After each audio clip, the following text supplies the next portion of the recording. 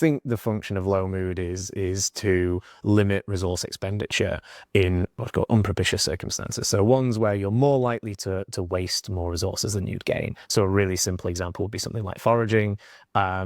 If I know I can get 1,000 calories of food, or I'm likely to get 1,000 calories of food from something, and it only takes me 500 calories to get that food, I should go out and get the food. It's a net gain of 500 calories. However, if it's cold outside, maybe some of the food is like died off, so actually now there's only 700 calories because it's so cold, I'm going to burn so many calories going to get in. I might make a net loss of like 300 or 500 calories. So actually it's better I stay inside, maintain my energy, use what resources I have, just sort of eat away those slowly.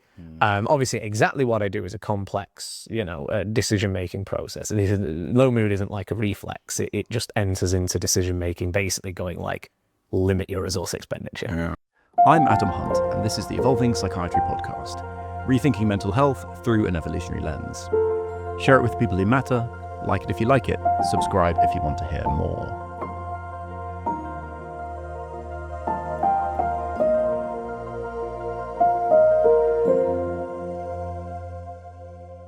Dr. James Turner is a postdoctoral researcher at Umeå University. He completed his PhD in philosophy in 2024 at the University of Sheffield, the title of his thesis being Low Mood, Evolution, Cognition and Disorder. He has a general research interest in cognitive science, evolutionary theory and the philosophy of psychiatry. In particular, he's interested in the evolution of low mood, the nature of physical and psychological function and dysfunction, and recently he's been dabbling in the philosophy of AI. I wonder if there's like an intersection there of like whether AI is good for mood or bad for mood. Anyway, maybe we can talk about that. But okay, outside of academia, he is an avid drummer and previously played for the post-hardcore band Sobriquet. Sobriquet, yeah. Sobriquet. Okay, rock on. James, thank you for being here. Oh, thank you for having me. So, okay, let's just start with low mood and obviously relatedly, we're talking about psychiatry here, depression. Like, what to you is the difference, the definition, the distinction between low mood and depression? So certainly in my work, I take the sort of psychiatric status quo of what depression is. So what the DSM says, what depression is, that's depression. It's 5 low mood symptoms for 2 weeks or more, and they get in the way of everyday life. In experimental psychology, people run with this definition as well. But when people don't meet the threshold for depression, so say they have a few low mood symptoms, or maybe they don't last for 2 weeks, they say this is either mild low mood, normal low mood, some call it subclinical depression. There's lots of different names for it. But when I talk about low mood, I'm talking about all of this. So I'm talking about this sort of general feeling of being low, being demotivated, being pessimistic. It has this sort of distinct phenomenology. I had to throw in my first philosophical word there. And yeah, I think the distinction drawn between, say, mild low mood and depression is one of severity and duration. That's certainly how it's diagnosed, and that's how I think of the difference. Now, in psychiatry, there's the implication that this severe form of low mood, what we call depression or major depressive disorder, is, as the name implies, a disorder. It's a dysfunction. Something has gone wrong with the mood system or mood systems that we have. I'm not so sure that's the case, but we'll probably get into more details about that later. Yes, for sure. Okay, so low mood is this general term for all of the low states that are just generally, that can, into which can fit maybe major depressive disorder. Obviously, the weird thing about psychiatry is that you need a strict line to say, okay, now we give the drugs, now we sign you off on sick leave, now you're eligible for CBT. There's this very practical reason to have a strict line by which everyone says, okay, now social support is there. You have these affordances. But but ultimately what you're saying is that it is just low mood. Let's actually get into that, because I do hear sometimes people, in fact, you do read it sometimes, like people are like, no, it's more than low mood. This isn't just sadness, I'm telling you. This is like a disease, and they can really feel that they are like catastrophically disabled, basically, by this state. And it doesn't feel like low mood to them. So what do you think about that? Yeah, so, I mean, I guess First of all, I would say that there are certainly going to be cases of depression that are psychological dysfunctions. Like if a biological system exists, it can become dysfunctional just in the way that you can have like cortical blindness or, you know, in something like schizophrenia, you probably have some kind of dysfunction of like auditory inputs with probably a lot else going on there. But it seems like those cases you have these clear cases of dysfunction, and you will in some cases of depression. So depression that arises with absolutely no cause whatsoever, that doesn't go away when things get better, probably does last for like months rather than just 2 weeks, perhaps is like extremely strong given the very minor thing that might have caused it, or if nothing caused it at all. However, I don't think that's the case for most cases of depression. The reason why I think, and I refer to them under the same banner, is because when you actually look at the empirical literature of what the sort of causes and effects of low mood and depression are, or mild low mood and depression are, they're the same kinds of things. So they're both caused by negative life events, so failures, losses. Usually the distinction is in mild low mood, you might, you know, you fail an exam that wasn't actually that important, you feel kind of low about that, but whatever, it was just a little exam. Right. Whereas in depression, the things that cause this usually are things like divorce, job losses, things that cause massive problems for quite a long time. And the effects, well, first of all, when you look at the empirical literature, they're operationalized using the same symptoms, same core symptoms. So you're the feeling of being low, first of all, or anhedonic, so you don't feel pleasure, or certainly have muted pleasure. You feel demotivated, you feel sluggish and slow. So certainly on the experimental side, this is how we measure them. But even if you go broader than that and look at the effects, both have a global demotivational effect on behavior. Both make people more pessimistic. They think that good events are less likely than bad events. People in both of these states attend to negative stimuli more. And in fact, there's not even that much difference between them. And same with memory, they remember more negative things. Now, of course, some people will say, no, this still feels different in one way or another. In some of those cases, you know, there might be something else going on. The phenomenology of any individual mental state is hard to actually pick apart from, you know, the phenomenology of your entire experience, right? So yeah, maybe you have low mood, but you're sad about this particular thing. Maybe you're also anxious about this. Maybe you've also got it into your head that you have a disease, and then you have this sort of disease anxiety on top of that. That maybe this doesn't apply to a particular person, maybe it does. But that's what I think is probably going on in a lot of these cases, where someone will have persistent low mood, and then they come to believe it's a disease. They maybe get anxious about that. They worry about that. They maybe even take it on as part of their identity that they have this kind of disease or disability. And then that whole thing, of course, is going to be different from just being in a low mood. Right. But I think it's everything that surrounds it rather than that. This is why I tend not to focus on the phenomenological side of things or give preference to that. Rather, I look at the experimental side and go, what are the commonalities between this? How do we measure these things? And I think that's a more fruitful way to go about it. Yeah, it's an interesting one because, okay, so, you know, at first you accept that, okay, there are going to be times when the mood system breaks for whatever reasons, something chemical or, hey, whatever. I mean, everything's chemical, but the at some point it's physical as well. We should leave it. But okay, right. So that's the true dysfunction, and obviously that happens, and that's causing some of the cases of depression. But then it will be a bit of a cop out there to be like, well, whoever says that they're like, no, I'm sure my case is it's the breakage. Can we trust people there? Like it's hard, right? Like how much insight do we really have into our own, like the sources of our own, well, depression in this case, but also just emotions in general? I don't know. Yeah. I would think if you're just talking on like purely, do we have good introspection in terms of whether our mood or emotion or whatever systems are working properly? When I say working, you know, working as they were selected to by actual selection, we are. Of course, this evolutionary psychiatry podcast, evolving psychiatry podcast. There's only one definition of working here. Exactly. So yeah, taking this sort of naturalistic view, I don't think people are good judges of whether things are working properly in that sense. Yeah. I mean, I think these emotional systems are reasonably impenetrable. Like you can't get inside you can't just think your way inside the working of an emotional system. Yeah. Take something more straightforward like pain or fear, right?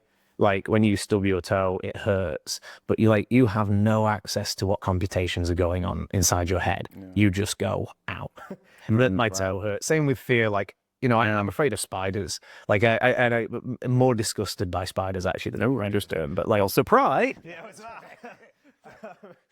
it's exposure therapy time. If they come out of the ceiling, it's like an episode of Fear Factor or something. I have to weigh down in them. Yeah, but yeah, like I don't know why. I mean, I can just tell like a sort of story of, well, one day I was a kid and I was playing around, this spider sort of ran at me. Oh yeah. And I can tell that kind of story, but I can't get inside the module in my head that's going spider bad. So I did discussed, fear. So Yeah. No, I don't think people are good judges of their own internal workings. However, there is the sort of more like humanistic element of it, which is if someone turns around and says, my depression is like, it really feels like a disease. It's really like crippling to me and all this kind of stuff. It's like, okay, well, like should still help them. Yeah. They might be wrong about it being a disease, right? But if I had, let's say, a long-term like chronic pain, and I thought it was a dysfunction of pain, but actually it turns out I've like got a long-term break in my leg or something like that, and the dysfunction's actually in a bone. Cool, I'm wrong about why I have this long-term pain, but like I should still be looked at. Like we should still see if there is a dysfunction there, if there is, what kind of dysfunction, what's going on, can we help? And even if we can't find that, I should probably still get painkillers, right? Like, that's this. I know. I mean, we can talk about this as well. I think antidepressants are not as straightforwardly useful as something like painkillers. Yeah, but all the other psychiatric drugs really. They're like, it's the most dubious category, especially SSRIs. Yes, yeah, exactly. But in the abstract, if you had a drug that was as useful and we knew as much about as like painkillers, in the abstract, there's nothing wrong with going, hey, you've got a bit too much low mood right now. Let's bring that up a little. But you don't want painkillers that make you keep breaking the leg and not letting it heal, right? Precisely, yeah. It's messy. Like, do you want to take a pill that makes you able to cope with your terrible life and then just not change your life and then just, okay, well, I'm just going to live in this like loveless, abusive relationship for the next 15 years and just take the SSRIs and they kind of numb me and I get through it. Yeah. Yeah, and that's what I mean. If we knew more about not just how these work on like a physical level or something like that, but just the extent to which they work. And also SSRIs often block like anxiety and all sorts of other mood states that aren't just low mood states. Yeah.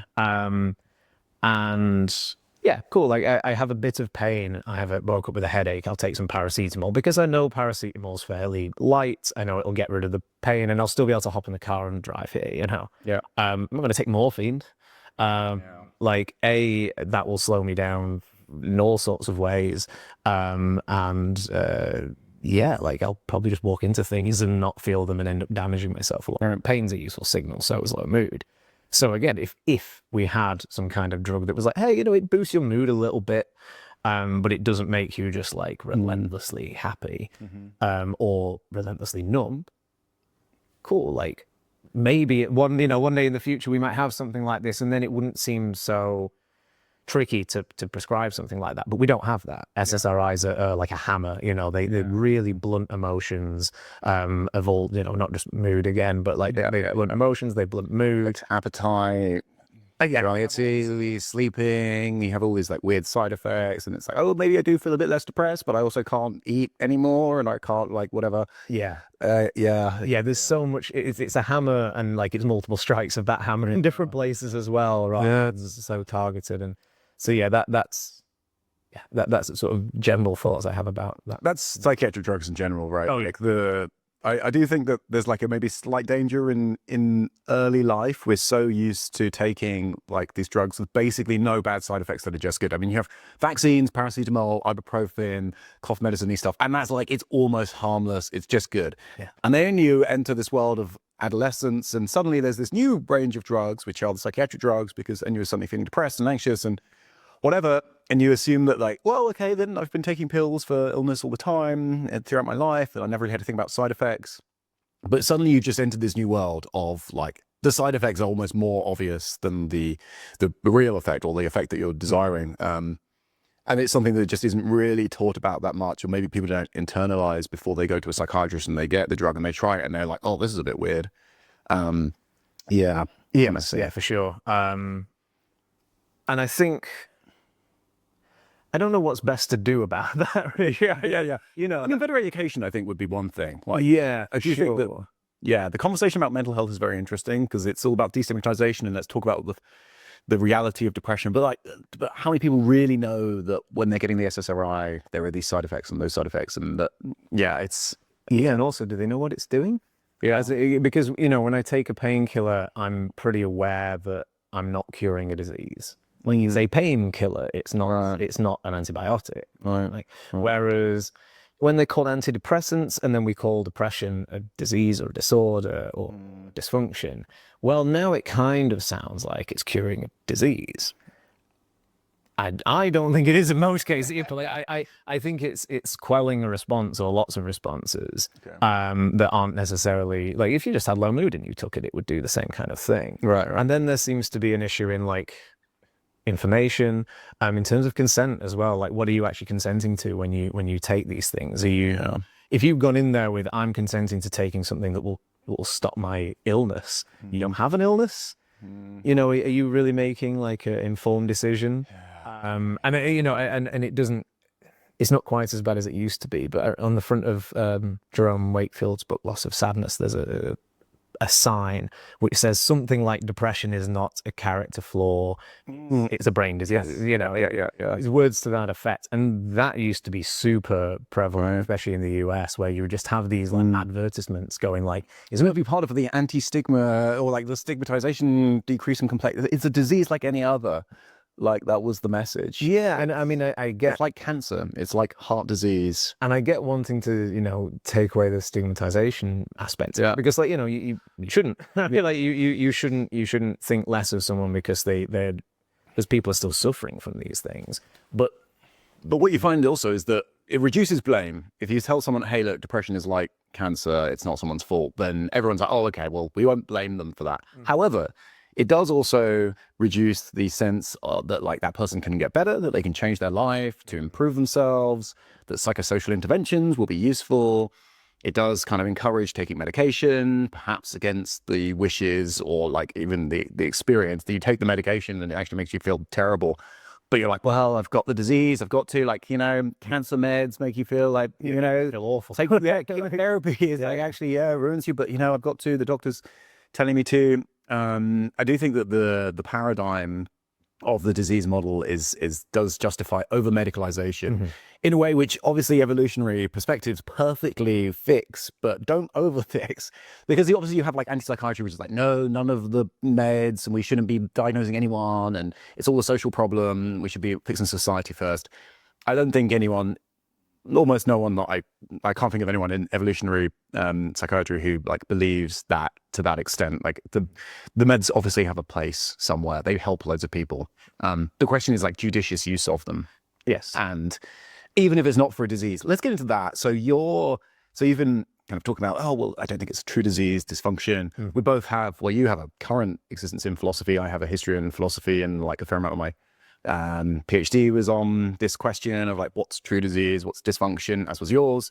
So yeah, let's just maybe like lay out a little bit of this groundwork. When you say like depression is not a disease, I think that the intuitive response for a lot of people who haven't spent years going through the philosophy of medicine literature and like thinking about the specific definitions, including, frankly, most doctors who are treating disease without ever defining it, which is a particularly strange thing for me. Like, most of the people who are involved in medicine don't think at that much length about like, what is the true line between disease and health, which is a funny state to be in, but it's what happens. And it's because actually ultimately practically you just need to know like who's doing badly, can we help them? So one of the pushbacks that like a general person on the street might say is like, well, look, I know that I needed help from the doctor for my depression, they did help me. Clearly, it like put me out of work and stuff. That's a disease. Surely that's a disease. What is your answer to that? So I'll begin with my positive thing, which is I'm pretty much on board with like the Jerome Wakefield idea, which is diseases are or disorders are harmful dysfunctions. So they cause harm, and they are constituted by a dysfunctional system or systems. And this is the same for psychiatric medicine as it is for somatic medicine. And then obviously, well, what's a dysfunction? Not just because I'm on this podcast, but in general, I take this evolutionary, to what function is. So the function of a trait or a system is what that trait or system was selected for by natural selection. Really obvious example people always use is the heart. So the heart does at least two things. It does plenty of things, but one of those things is beat or pump blood, and the other thing is make a noise. The beating or the pumping blood is its function. The making a noise is a mere side effect. If it did so silently, we would still have hearts they would have been selected for. So we say beating or pumping blood is the heart's function. Not every part of the human body has a function. Yeah. I feel like I should throw this in because I've been accused of adaptationism before. I'm like, yes, the gin has a function. Not every part of the human body has a function, but loads do. And our psychological systems, like some of them clearly do. Like disgust was clearly selected for to help us avoid pathogens, pain to avoid damage, fear to avoid predators, and that sort of thing. So yeah, that's what I'm taking to be function, and then dysfunction is when something fails to do that. I'm working on a paper of the different ways in which systems can fail. I won't go through all the details now because it's sort of very long and technical, but just because something isn't functioning presently doesn't mean it's dysfunctional. So right now, my fear system is sort of just sleeping, it's not doing anything. I've got nothing to be until I bring the spider out. Until you bring the spider out, and then it turns on. So you have these what are called facultative adaptations. So they turn on and off when they're needed. But really, something is dysfunctional when it fails to activate, or it fails to do what it's supposed to do in the situations that it was supposed to do it in. So when I encounter like a big predator, if I don't experience fear, there's something dysfunctional about my fear system. And I take it that diseases are dysfunctions, specifically harmful ones. Though that bit is sort of disputed by some people. I can leave it to the side for now, the harm aspect. Really, the important bit's the dysfunction aspect. So take some like paradigmatic disease states or disorders, or whatever you want to call them. So like cancer, for example, cells are supposed to grow at a certain rate. This is a very simplified view of cancer, but in cancers, that rate is whatever mechanism is supposed to monitor or keep that rate at a certain level no longer works, and you have this massive spread of cells just replicating. Again, that's overly simplified version of cancer, but that's roughly what's going on.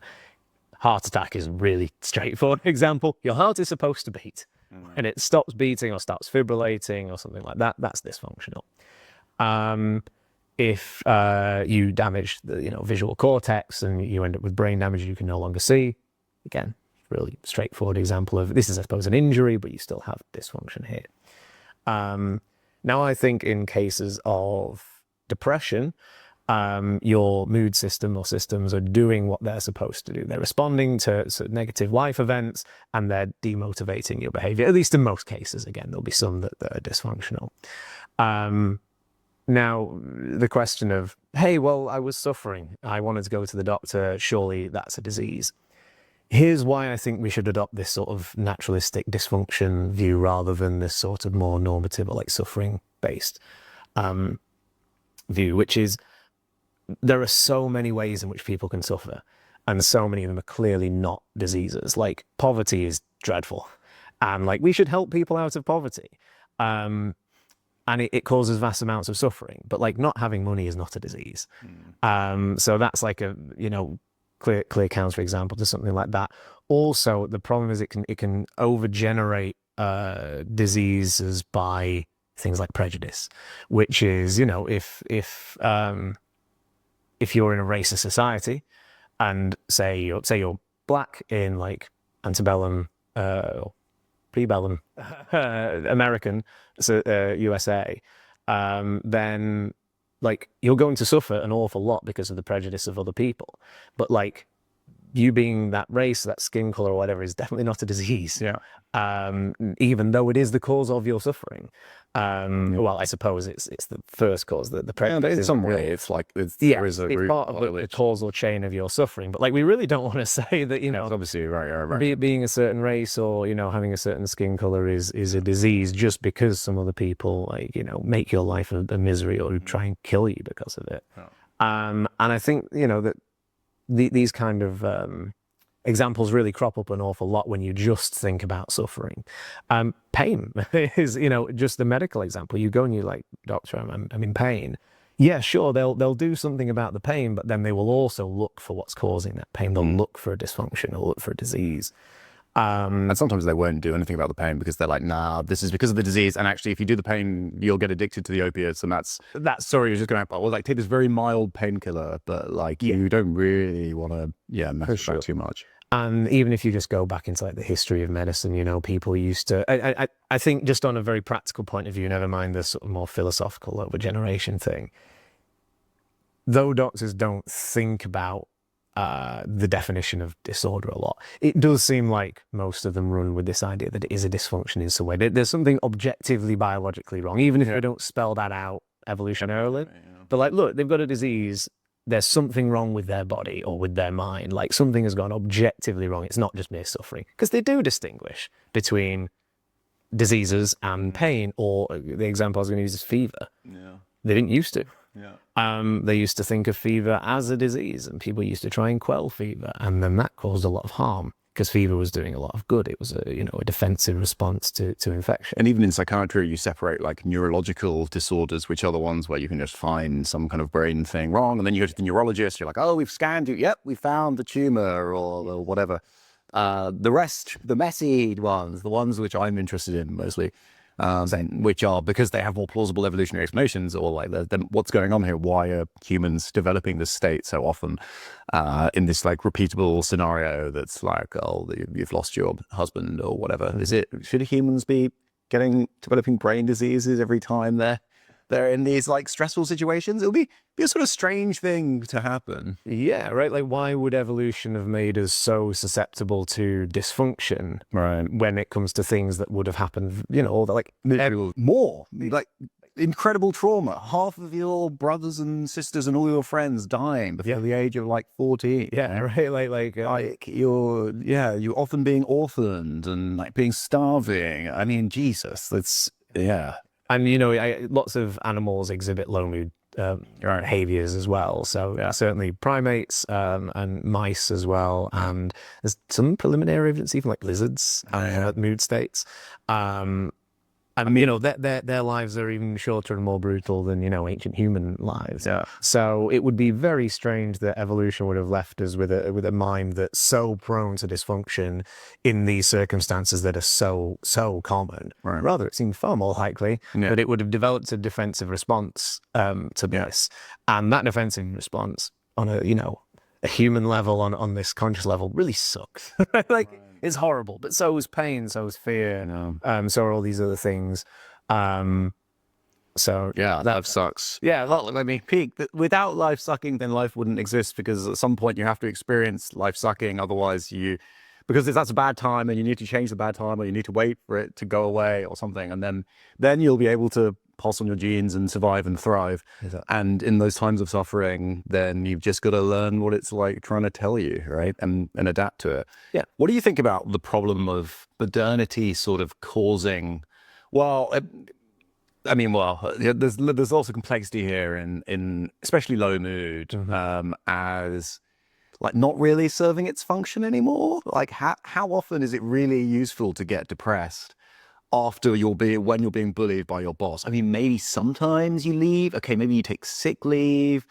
It does seem like, you know, we talk about evolutionary mismatch a lot in the field, and I think there's like an obvious case to be made that the natural cycle of a depressive state, which was previously, you know, something terrible happens, you lose a loved one, or you're being cheated on, or, you know, your children die, or you need more support with your childcare, and you develop depression, and it lasts for like a bit of time, and everyone notices, oh, you can't act anymore in the way that you were previously. You can't cooperate, like you're living in this group of people who are all seeing each other constantly all day, every day. There is no bed to hide in. There is no job that you can just be signed off sick from, and okay, people will mutter things and be like, oh, they're sick again. But they're not like worried in the same way, and not as like visibly in kind of reach of you and able to kind of talk to you about it in the same way as we were for literally millions of years, considering that, you know, chimpanzees show low mood. So we have like whatever this low mood depressive system is, it's like at least 10 million years old. It's deep, you know. Obviously there are other disorders which may be more complex, like the psychoses and autism and stuff, but this is like fundamental, right? So yeah, life has changed a lot. Society has changed a lot. Do we need it anymore? Can we really call it functional? Is it even just like reacting to strange? I mean, it's even something like, you know, you're working in like a decent job, stable life, all going kind of well. However, you have access to like information about how good life can be because you could be earning millions of pounds or be an entrepreneur or whatever. And then that's like filling you with a sense of being low status or not succeeding, completely illusory. Yeah, is that not dysfunctional? I mean, you're going to this messy place here where the functional system is reacting in a way which it didn't previously. So, and it's currently not serving you, but it's technically a functional system. It's not like biologically dysfunctioning. It's just attaching into this weird world. Anyway, what's your take? Yeah. So, I mean, there's a few different things there. So first of all, I would say that, yeah, it probably is the case that our low mood systems are fairly mismatched. Certainly way less attuned to this sort of modern way of living than it was to the environments in which it evolved. I mean, that's the same with, you know, any system where you have massive changes in the environment. I also think like most cases of low mood are also going to be misfirings for a bunch of, even just, you know, mild low mood. All these defensive responses tend to work on a smoke detector principle. Randolph Nessie talks about this all the time. Right, so they're hypersensitive. They just overactivate all the time because just in case, it's better to be cautious rather than... Exactly, yeah. So again, fear makes a really nice example. It's better for me to get away from everything that looks like a tiger. So when it is a tiger, I'm getting away from it, rather than to only, you know, get away from tigers when I'm absolutely sure it's a tiger, by which point it already knows where I am and it's got me. And I think it's the same thing with low mood, which is, for reference, I think the function of low mood is to limit resource expenditure in what's called unpropitious circumstances. So ones where you're more likely to waste more resources than you'd gain. So a really simple example would be something like foraging. If I know I can get 1,000 calories of food, or I'm likely to get 1,000 calories of food from something, and it only takes me 500 calories to get that food, I should go out and get the food. It's a net gain of 500 calories. However, you know, if it's cold outside, maybe some of the food has like died off, so actually now there's only 700 calories because it's so cold, I'm going to burn so many calories getting get in. I might make a net loss of like 300 or 500 calories. So actually it's better I stay inside, maintain my energy, use what resources I have, just sort of eat away those slowly. Obviously, exactly what I do is a complex, you know, decision-making process. Low mood isn't like a reflex. It just enters into decision-making, basically going like, limit your resource expenditure. And it's better that you just kind of like go, oh, wait, I'm going to hold back and just hold on to these resources a little bit, and then, okay, no, everything's fine, I'll go for it, than it is to only, you know, limit your resource expenditure when you're absolutely sure you're going to lose out, because then, well, you might lose out big time. Or you might just have these series of, actually, I really should have considered my resources then. So yeah, that's what I think the function is. And I think now, like you said, with things like social media, like you just constantly see all these like millionaires who probably aren't millionaires. Oh, it's mostly crap. Yeah, it's mostly them trying to sell you a course. They've actually got no money. Yeah. Speaking of, you can sign up to my course. Yeah. How did I make all of this money? Oh my God. And actually they're poor people. Exactly. But then a lot of people don't realize that. So they feel like actually they're doing really poorly comparatively. They're like, oh, actually, if I'm losing money, I'm in debt, I'm doing all that, should, you know, I should hold back. I mean, they maybe don't think that, but their low mood is sort of driving them towards that. So for sure, I think it's mismatched in some sense. I also think the effects of low mood are probably mismatched to present environments. Because again, take the foraging example. If I'm going to waste loads of energy going out foraging, I shouldn't go out foraging. I should stay at home. And the demotivational effect of low mood is really useful. I don't know about you. I don't do so much foraging anymore, you know, like Sainsbury's, Tesco, they sort of have all bits. And the way I get more resources is actually by going to work. And if I don't go to work, I don't get paid. So the demotivational effect of low mood is actually no longer that useful. Right. Doing the opposite of what it should do. Yeah. Originally, not going out was a good thing if you were going to waste resources. Right. Now you kind of have to go out. You have to go out. You have to go to work. You don't really have so much choice in that. So is that mismatch? Yeah, sure, it's mismatch. It's not that useful anymore in a lot of circumstances. I think there is still clearly a use for low mood. I mean, it's exemplified by things like hypomania, where people are in this kind of persistent, like reasonably high mood. And when bad things that would normally put them in a low mood happen to them, they don't go in a low mood. They stay in this sort of perpetual. It's not like I always forget which one's type 1 and type 2. Type 1 is extreme. Extreme, yeah. So type 1. True mania. Yeah, it's not like these people are going into these super manic states. They're just sort of riding this moderate high for a long time. Yeah. And when they do that, what do? They go drink driving, they like spend loads of money, they gamble and they lose, you know, and they just don't have this kind of off switch. So it seems like low mood as a background, as having that system is still more useful than not having it. Would it be better if it was a lot less sensitive or changed our behavior in slightly different ways? Sure, like it almost certainly would be. And it is to that level mismatched. The last thing I want to say on mismatch, though, is it doesn't equate to dysfunction. Obvious example would be something like lungs. If I'm underwater, I can't breathe. My lungs are entirely mismatched to my surroundings, but my lungs are not dysfunctional. If you pull me out of that water, they will work just fine. Obviously, they might get damaged from being underwater and it can cause a dysfunction, but if I'm just holding my breath underwater or trying to breathe, they're not dysfunctional. And there's a great example of in the 1800s, there were two, I think there's the same species or two subspecies of moths. Peppered moths. Yeah. There were the light ones and the dark ones. In Sheffield Forest, I think. Somewhere in the Midlands. Yeah. It was near the factories, I believe. That's exactly what happened. So the factories came about and they blew soot all over like the trees and houses.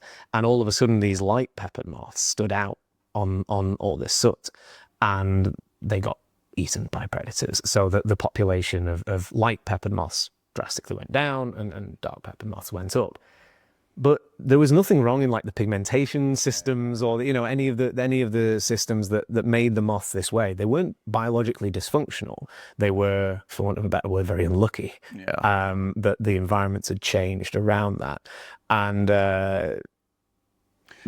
How do you think about the human condition? Because like now that, I mean, I think that both our positive emotions and our negative emotions are just not well suited for anything to do with our world. And not only that, we live in, I mean, well, especially like capitalism, the free market is like very good, especially at playing on like using your positive emotions, delicious food, entertainment, whatever. Like there's money to be made by taking people's reward circuits, just hacking them. And you know what? It's great and like it's extremely comfortable and fun and pleasurable. Perhaps bad for us, I don't know, but it's weird. I mean, we're obviously like not that well suited for it. People obviously in psychiatry, the disorders of positive emotion are much fewer than the disorders of negative emotion. It's basically addictions. I don't think mania really counts. I mean,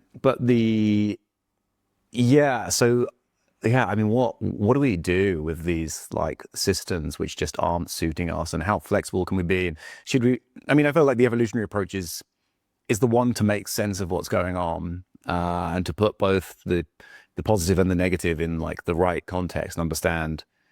Yeah, this is why. But then the question is always, well, so what? Like, what do you do? You know. Yeah, I don't know if you've got a solution to save us from suffering or... No.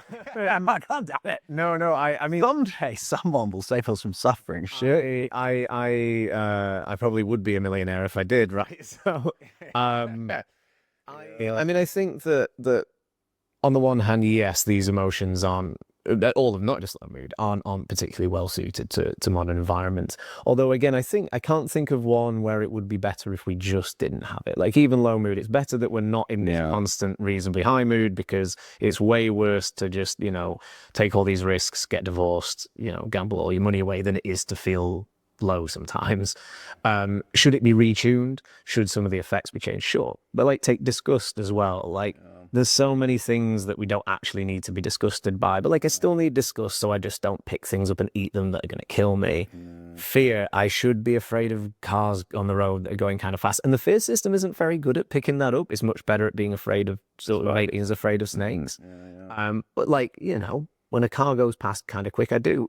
Yeah. You can learn to be afraid amazingly. We can. But that's the interesting thing. I think this is maybe where the hope lies, is humans are incredibly flexible, right? Like we can just meme ourselves into being afraid of abstract ideas, and also like just, wrapped up in imagination. Or we can, but it's not, so theoretical background, I'm a nativist. I think that like a lot of our sort of hardware and software is innate insofar as like,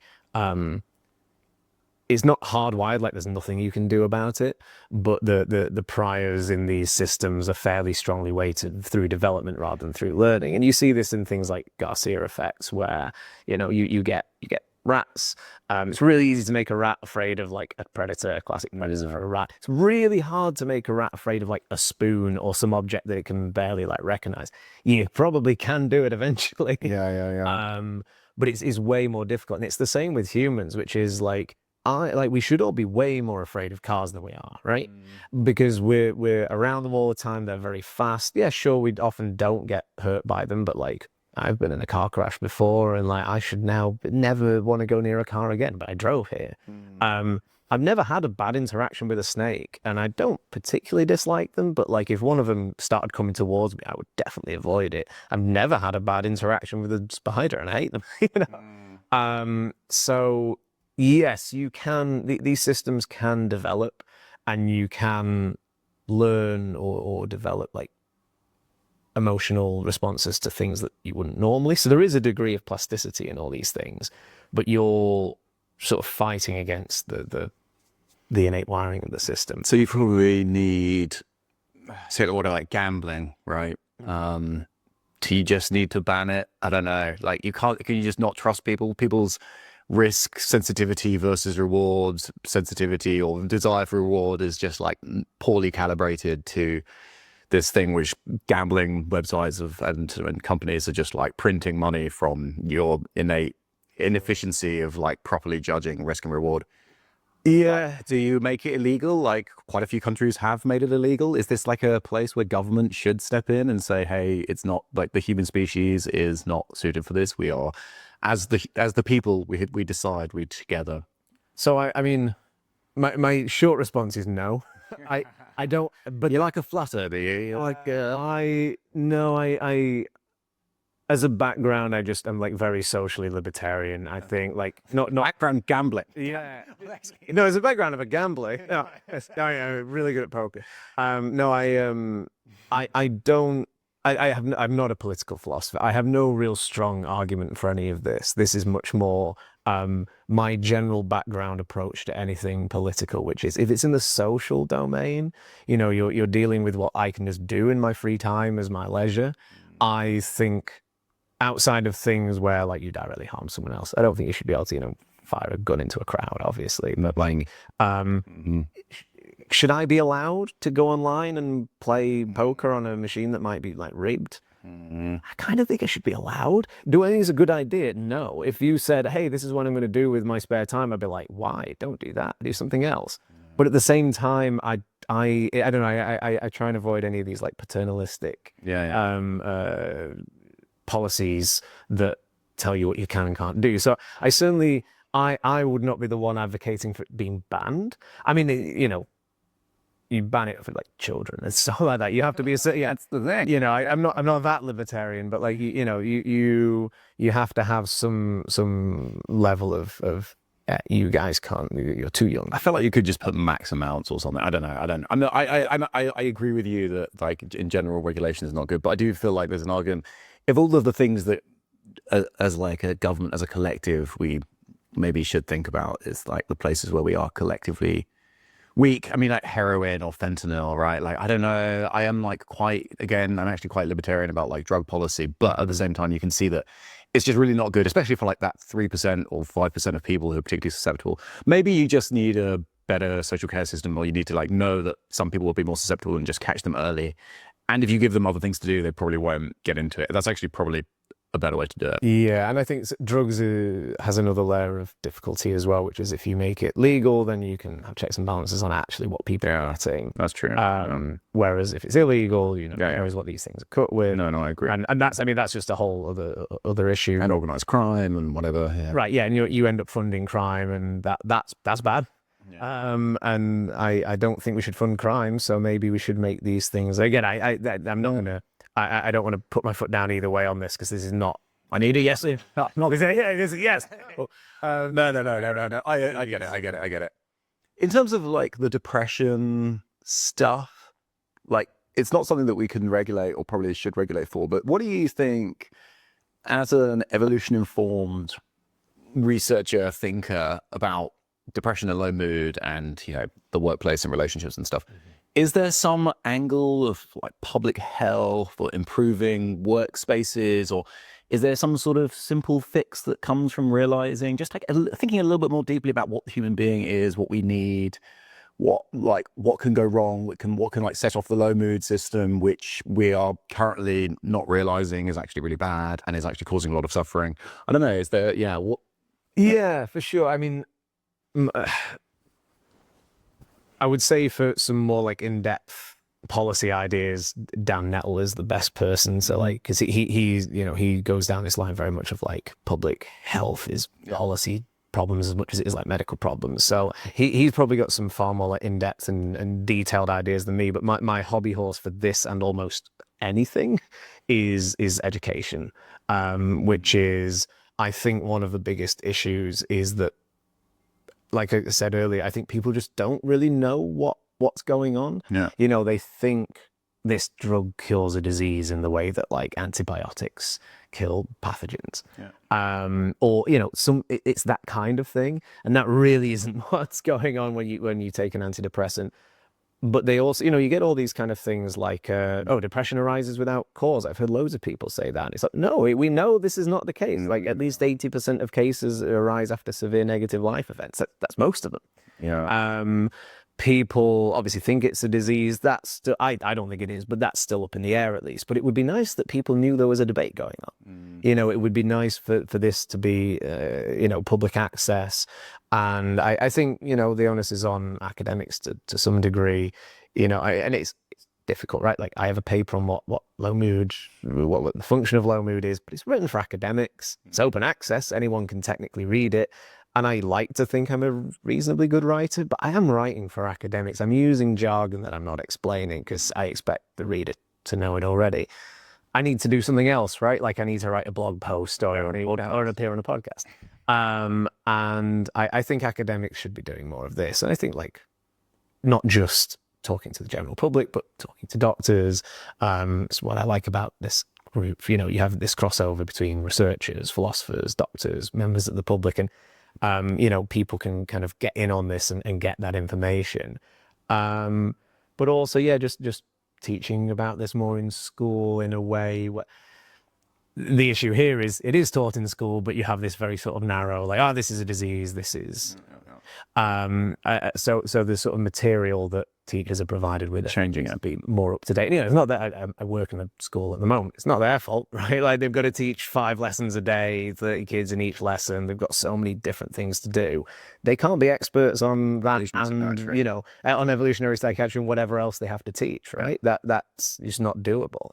So some kind of body that provides, that makes it clear that a lot of these things aren't so cut and dry, I think is the main thing. The public messaging does seem to be too black and white with a lot of this. It is a disease. It is not a disease. It is different from low mood. It's the same thing. Whereas the truth is always somewhere in the middle. Like even I'm not going to say that depression is not a disease. I will say that most cases of depression are not, and there are some dysfunctional cases. it's still suffering, you should still get treatment. Maybe that treatment includes antidepressant, but maybe it doesn't. Maybe you just need talking therapy. How do we know? You have to talk to the individual, but people on an education level, you can at least give people that there is this debate, there are these subtleties going on. And that would be my main thing, but I don't have anything more complex or well thought out than that. Yeah, so I actually think that this is probably one of the biggest opportunities for evolutionary perspectives. It's hard to measure. We have started kind of trying to measure it, and some of this research will be coming out fairly soon. But yeah, just telling people, right? Just telling people, hey, by the way, this thing that you previously thought was brain disease, chemical imbalance, is instead evolved response gone a bit awry because modernity is weird and you're living a shit life. Yeah, I think that could be so powerful, and it can have like downstream effects in all sorts of places. Like I do wonder if paradigms, explanatory paradigms specifically, are like it's like you're the fish swimming in the water and you don't see how much it's affected everything about how we talk about mental illness, how we treat it, how teachers and parents and psychiatrists respond to these states of mind, just because we're working basically from this kind of broken brain. Well, although it's sort of dying a little bit. I think we're in a state of flux right now, which is, but definitely from like the 80s, 90s, thousands, that was like strong broken brain. Last 15 years has been a bit more weird, and maybe it's the microbiome, or maybe it's trauma, and whatever. Although just on the microbiome bit though, those papers still think it's a dysfunction of the microbiome. Yeah. Well, it's still, it's still a disease at some level, is the idea. Yeah, no, it's so interesting. And like, I do find it funny that there's this assumption that runs through like every mechanistic paper, which is that you define the thing, or you assume the thing is a dysfunction, you find mechanism associated with the thing, like, oh, depressive state, you look in the brain, you find a chemical difference, you're like, my gosh, we found the dysfunction. We found the dysfunctional system. It's like, well, why? That's not necessarily, they might just be associated, or it just could be causal, but it could be functional. Like all functional brain systems have assumably chemical imbalances or balances. Like, who's to say? Well, it's an imbalance because you're defining it as a dysfunction in the first place. Yeah, I do think it's amazing that we've been like so wrapped up in the mechanistic approaches, just with this like underlying assumption that it's all dysfunctional. In fact, I mean, the reason that I got really interested and excited by evolutionary psychiatry is I had spent decades with this dysfunction perspective and just like seeing it all through this lens, and then you switch and you're like, wait a minute, what? Like, oh wait, oh god, like how did I not realize this makes more sense? And like suddenly, the person 15 years ago who was in your class with dyslexia, and like that you think differently about that experience, and you're like, your emotional response was so different. I mean, yeah, it's just a very, I'm going to like repeat the analogy. I think that like we are swimming in the waters of this paradigm and don't realize like how different the world will be at every level of like public health, social policy, classrooms, workplaces. There's like some implication everywhere, even if it's very subtle, even if it's like when someone is experiencing depression at work, then instead of just signing them off and putting them on leave, then you like also like provide them with a little bit of extra social support, and you're like, oh look, we have a person you can speak to, or hey look, we have these groups, or maybe businesses just set up like a little bit of an extra social life for people. And it's not just work, and actually you share more food together. I was talking about this actually from a guy who'd been working in the city. I think he was in oil and gas, so like, ultimate business. And yeah, he said whatever the job was, he kind of worked between different teams at different times. And you're going to get put together with people for a few months on a project. And then at the end of it, if it all goes well, which it usually does, then you have like a big blowout dinner. And that's like the time when you actually get to meet these people and not be kind of stressed around each other and like, oh, what, have you done this yet? And he always thought it was like the best part of it was just this dinner at the end. And actually, if you'd have had it at the start, then people would have maybe like been able to deal with some of their conflicts earlier and been happier with their working environment. But actually, they're being thrown together with strangers, which is very unusual. And for like humans to meet and collaborate without sharing food for 3 months is basically unheard of for millions of years. Yeah. And yet you expect people to do this very abstract, weird, high-stress thing without ever just breaking bread. Yeah. It's these are the sorts of things that, like, just having some free biscuits. Just put free biscuits in the room. Allow people to just merge around the free biscuits. Yeah. Anyway, there's 1,000 little things that I can see changing in classrooms and offices and whatever. That is like just the education. The ideas matter, and then it's like all of these little. Yeah, and I think, again, this is why I think the education matters so much, which is, let's say I'm right. Let's say the low mood system was selected for limiting resource expenditure in unpropitious circumstances, and unpropitious circumstances, loads of different things. So you don't have enough food, you don't have enough friends, you're failing at your personal life, like it's cold, it's dark, whatever, right? Now, what do you do with that information? And the answer is, well, there's lots of things you can do. It narrows down what you should do, but not to like, this is the clear path forward. But the thing is, if you give people this information, people are pretty smart. People can put, it's right. So dark, cold weather, lowers mood. Okay, well, these people are in work 9 to 5. I started having to take vitamin D because I would never saw the sun. Yeah. I was working for like a charity shop. And okay, so you think, well, maybe we allow people to have a break at a certain time. You split the day so that they can, go outside a little bit. Maybe that doesn't work. Maybe it does. But if you give people the educational resources, you'll end up with lots of creative people coming up with lots of various different ideas. Yeah. And fine, you don't then have like a randomized control trial going on, but you do have a lot of people just going, hey, at my workplace, we did this and I feel a lot better. Or my workplace tried this, it didn't work. Someone else might think it does work. And, you end up with this sort of like pre-trial almost, just by giving people the resources by which to think about these things. And then from there, you get the ones that do seem promising, even just by word of mouth. Then you just start running experiments on them, so and so. And then there's cultural evolution, and like some practices are copied by others, and then you can just be like, oh, this is actually, and now we're much happier, and then we do end suffering. Yes. Yeah. I mean, if it gets to that point, I will timestamp this now. This is when we started it. This is when we started it. But I mean, we're like investigating what suffering is. You better understand it. You have a better chance of actually fixing it. I mean, I think the fact that we've been spending billions of dollars with this assumption that this most extreme part of suffering is a separate thing and it's biological and we need to kill the mice to find out how the suffering mice are affecting our suffering, and just keep killing the mice, keep lining them up. Ironically, one of the things we found out in mouse experiments, I didn't run this experiment, mouse experiments, is that actually low mood is really useful because they get mice to do these forced swim. And they just keep swimming, and they then give them antidepressants. And the conclusion they drew was really strange. They give them antidepressants. They go, look, the mice keep swimming. Like the antidepressants stop them from like giving up. It's a good thing. No, the mice that give up go on their, like, I don't know if they go on their back, sort of splay out on their back. Either way, they float. And what happens is they live for ages because they just float and go with the current. Whereas the mice that keep swimming get tired and drown. And it's like, oh, right. So what we actually found out with this is that low mood is really useful for conserving resources. Yeah. Ha-ha! Checkmate. Phonologists. Yeah. I mean, no, yeah, I am sympathetic to this view. And I mean, the interesting thing about low mood as well is it can talk to everyone. You talk about specific disorders of ADHD or autism or whatever, and it's like a few people really care about those because it really affects their life. Sure. Low mood, like almost everyone has periods of being depressed or whatever, and just coping with it in some way, and knowing what's going on, just having some self-understanding.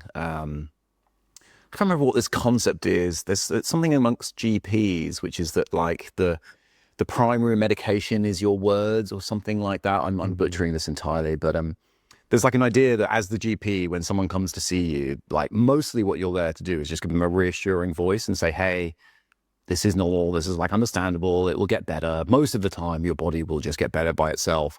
But okay, sometimes I give you painkillers and that helps for a bit, or I give you SSRIs and that helps for a bit. But I do think that the words, the information can be kind of soothing to the point of being therapeutic, right? And like allowing people to find their own options. Maybe be preventative, It's going to be hard. Well, it's not going to be that hard to test. It's possible. No, I agree. Do you think that people really need to internalize this specific, strict evolutionary definition of dysfunction and function?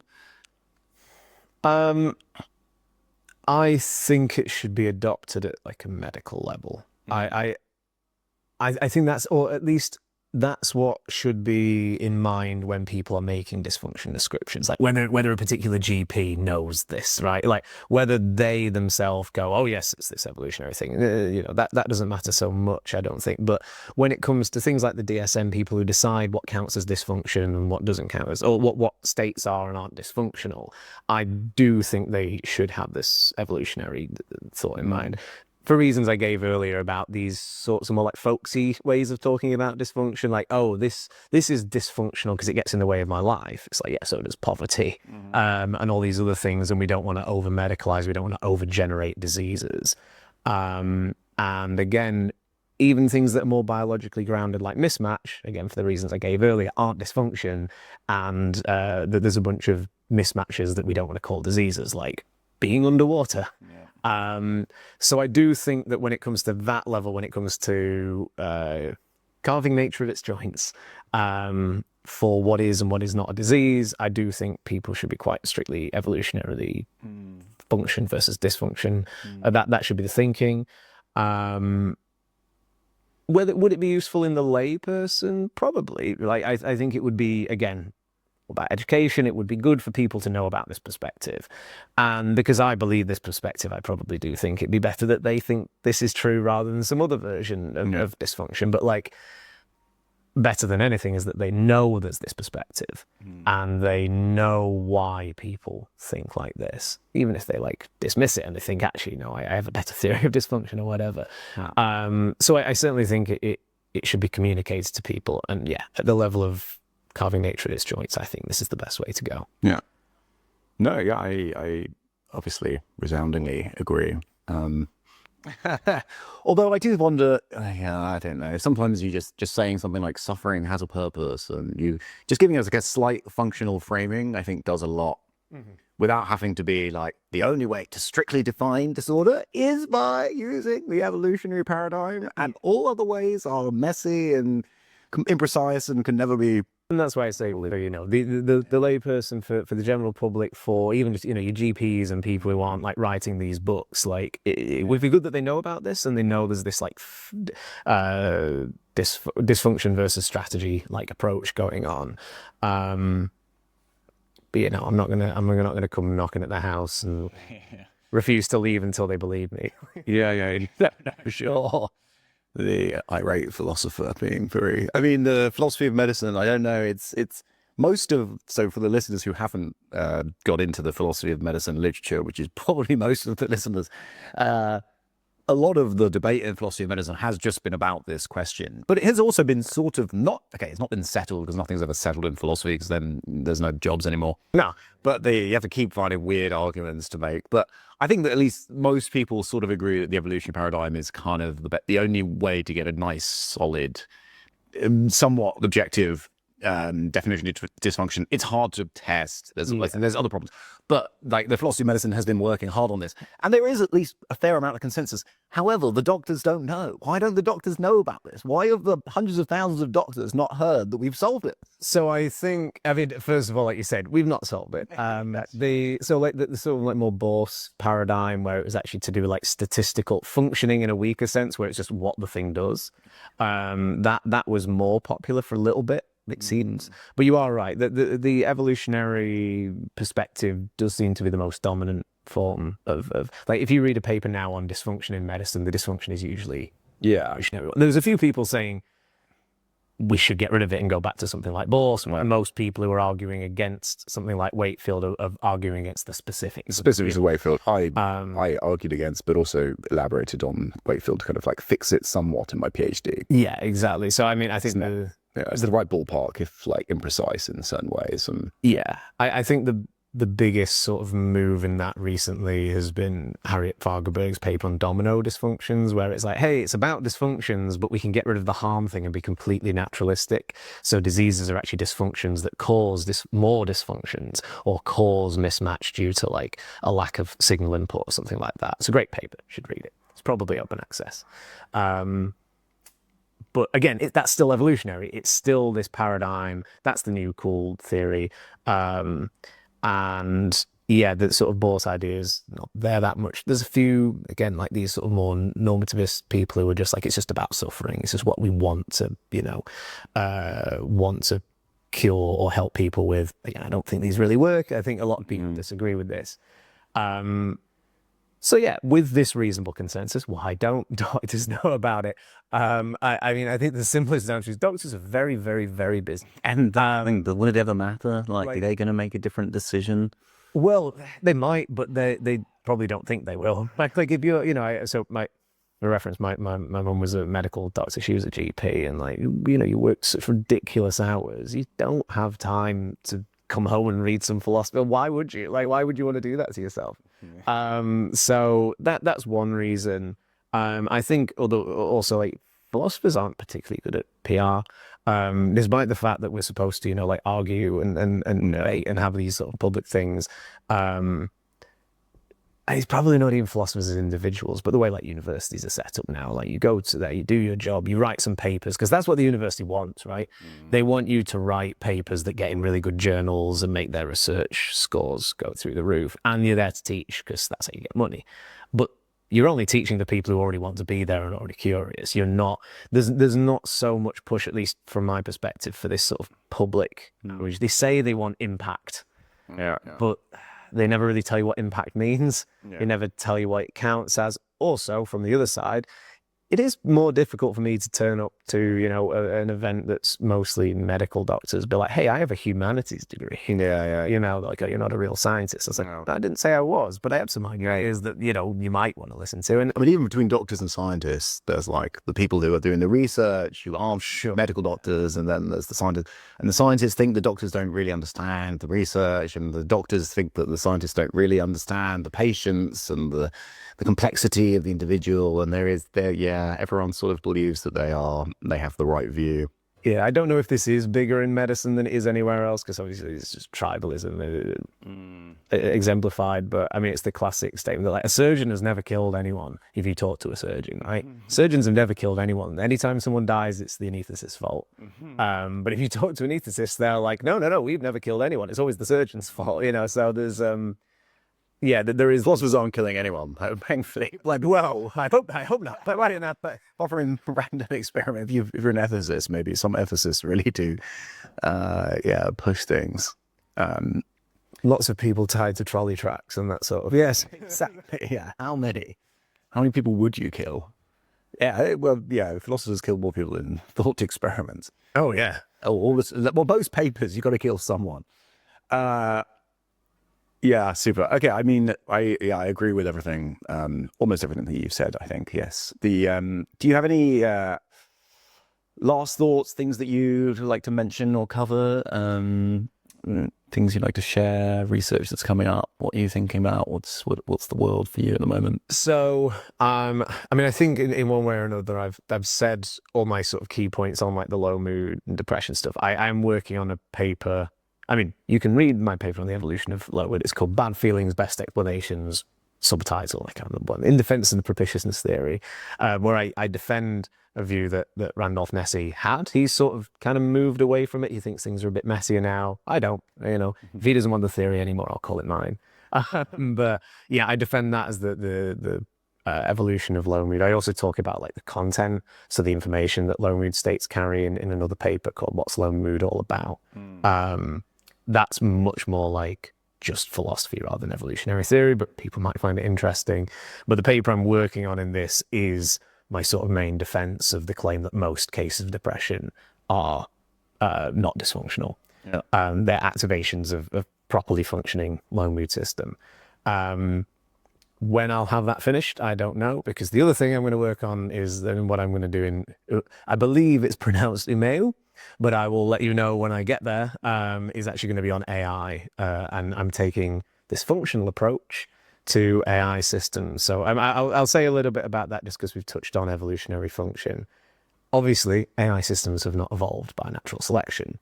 However, it does seem like you can get function out of selection a bit more broadly speaking. So take neuronal selection. Justin Garson talks about this in his book. What biological functions are, or what are they for? It's a 2019 book, where so take you have I can't remember the name, but Justin's book on biological functions takes something like that if someone has a lazy eye, it's really important that you fix that lazy eye when they're young, because otherwise the strength of the neuronal firings from the non-lazy eye will essentially take over the neuronal connections from the other eye. So it'll go from being lazy to being completely blind, because it will just lose all of its neuronal functional connections, or the vast majority of them anyway.